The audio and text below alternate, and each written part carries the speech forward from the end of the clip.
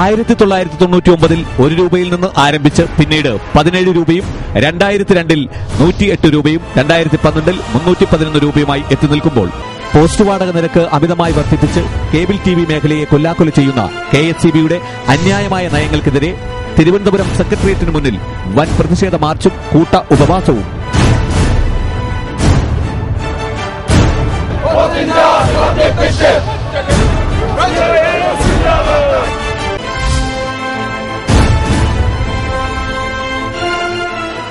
India മഹാരാജ്യത്ത് മുഴുവൻ സമ്പൂർണ്ണമായി digitalisation നടപ്പാക്കണം എന്നുള്ളതാണ് ഗവൺമെന്റിന്റെ നിലപാട്.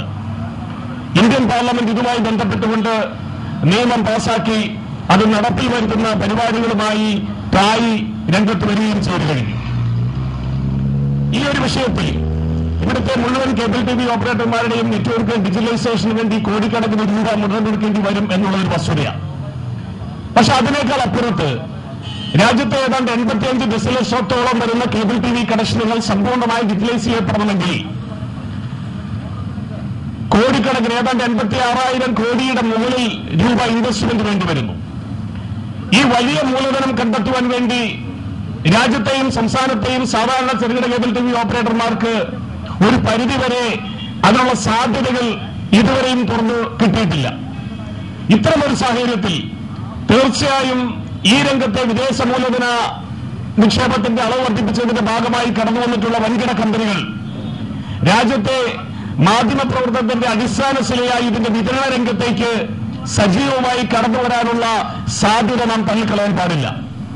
അങ്ങനെ കടന്നു വരുമ്പോൾ ഈ രാജ്യത്തെ ഏറ്റവും അറിയാം ഇന്ത്യയുടെ ജനാധിപത്യ വ്യവസ്ഥയിലെ 4 തൂണുകളിൽ ഏറ്റവും പ്രധാനപ്പെട്ട ഒരു പങ്ക് വഹിക്കുന്ന, ഇന്ത്യൻ ജനാധിപത്യത്തെ താങ്ങി നിർത്തുന്നതിൽ ഏറ്റവും പ്രധാന പങ്ക് വഹിക്കുന്ന ഒരു വിഭാഗമാണ് മാധ്യമം എന്ന് പറയുന്നത്.